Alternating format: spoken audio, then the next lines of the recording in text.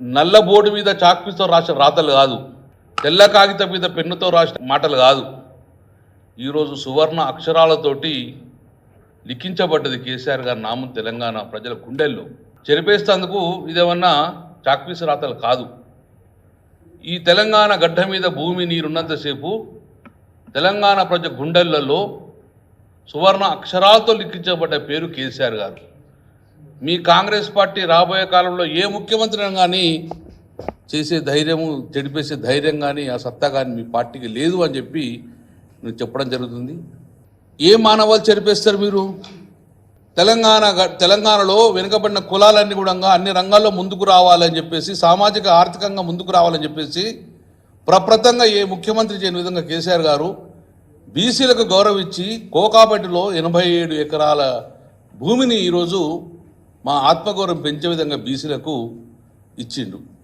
దాన్ని చెరిపేయగలుగుతాను? ఎస్, చెరిపేయగలుగుతావు. దేంట్లో అంటే కామారెడ్డి బీసీ డిక్లరేషన్ ఇచ్చిను.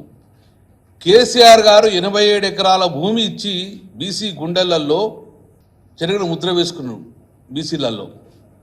కానీ మీరు బీసీ డిక్లరేషన్ చేంజ్ చేసిండు. ఇప్పుడు ఏం మాట ఇచ్చిండ్రు? 100 రోజుల లోపలనే 2వ దశ గుర్రలు ఇస్తా అని చెప్పిండ్రు. బీసీ డిక్లరేషన్ చేసి సంవత్సరంన్నర అయింది. ఇందులో ఒక్కటన్నా బీసీలకు మీరు చేసిండ్రా? ఈ బీసీ డిక్లరేషన్లో ఒక్కటన్నా హామీలు నెరవేర్చిండ్రా?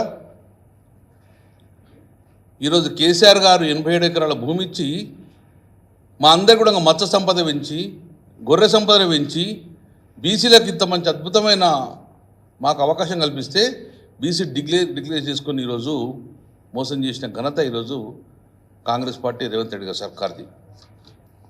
100 రోజుల్లోనే ఇది మేము మీ అడ్వర్టైజ్మెంట్ రేవంత్ రెడ్డి గారు గుర్తు చేస్తున్నాం.